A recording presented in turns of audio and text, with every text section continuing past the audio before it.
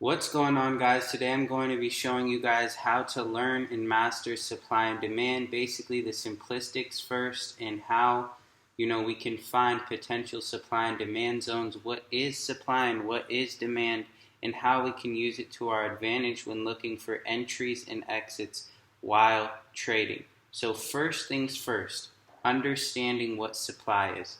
Supply is a zone where usually the stock tends to reject or fall from.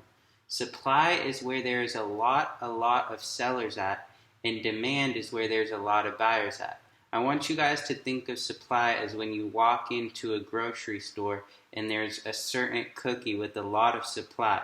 If there's a lot of supply, there's usually a large amount. So that large amount is able to be able to fulfill all the buyers and still have more supply left over, meaning that normally it won't sell out.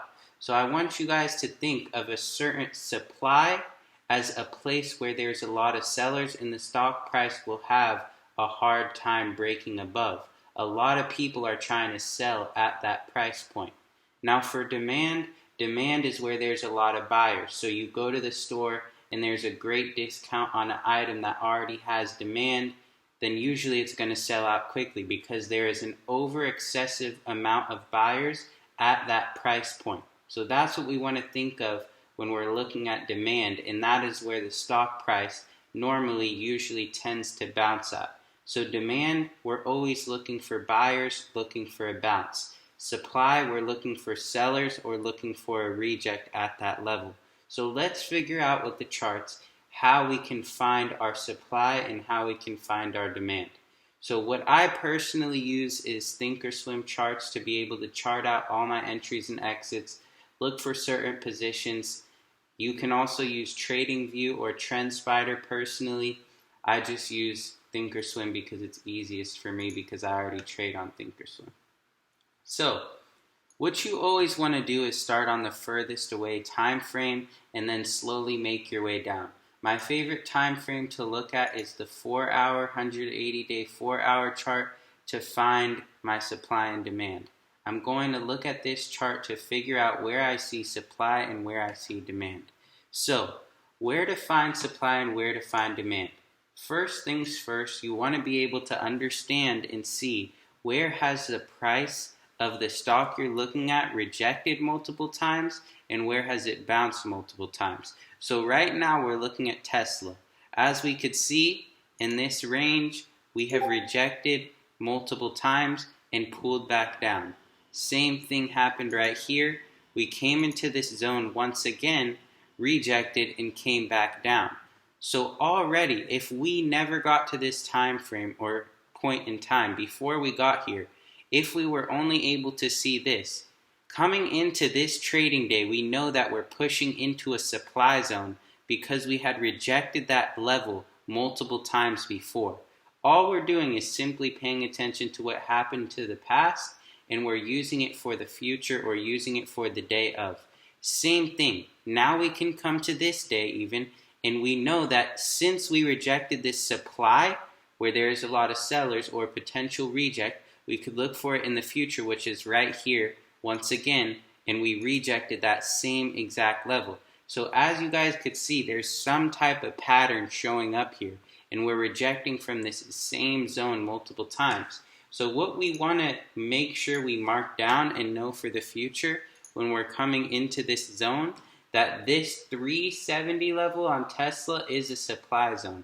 So 369 to kind of 373.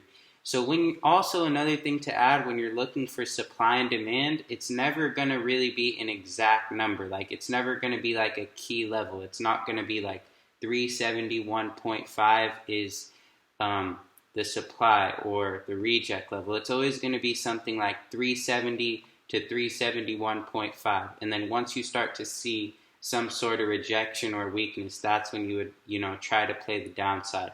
So it's never going to be an exact number or price point. So that's really what we're looking at for supply. Let's look for some more supply. So as we could see right here, here is some more supply where we're seeing a lot of rejection. Rejection here, we come back into that same level, another rejection, another rejection. So this is another sort of supply, this 312 level. If we come over here, we see that same supply acting very, very strongly.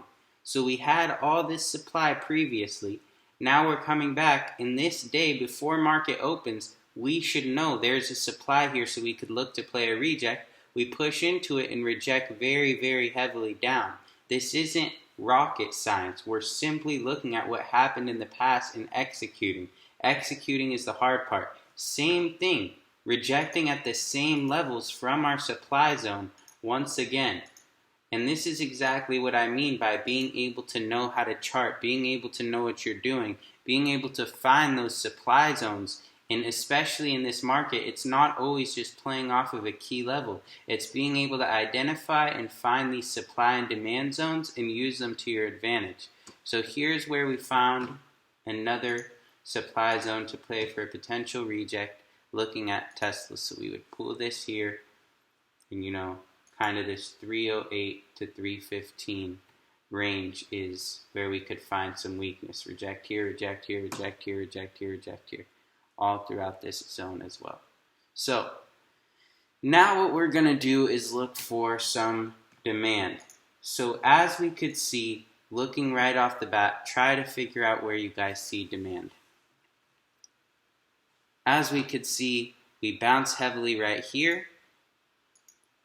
We bounce heavily and held this key level right here, meaning that there was buyers or demand at this level all throughout this kind of range until it gave up right here. So there's buyers at this 325 to 320, buyers here, bounce the stock, buyers here, bounce, buyers here, bounce, buyers here, slightly bounced once again, so there was a demand there.